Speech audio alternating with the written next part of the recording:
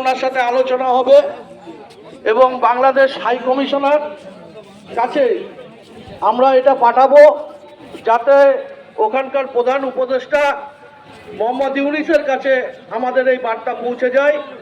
আজকে বিশ্ব মানবাধিকার দিবস, সেই বিশ্ব মানবাধিকার দিবসকে সামনে রেখে বনগাঁ লয়ার্স অ্যাসোসিয়েশন এবং ল ক্লার্কস ফোরাম, বনগাঁ বার অ্যাসোসিয়েশনের সদস্যরা আমরা একত্রিত হয়েছি।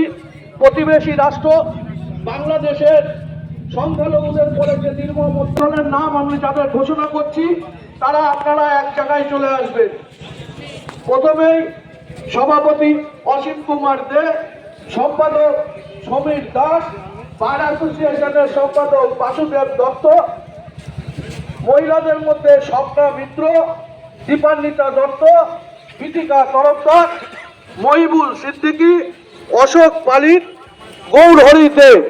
এই প্রতিনিধি দল আমরা যাবে আমাদের এই দাবি সনদ নিয়ে এবং এই সময় চলাকালীন এখানে যারা বলিষ্ঠ নেতৃত্ব আছেন আইনজীবীদের মধ্যে তারা বক্তব্য রাখবেন। আমি প্রথমে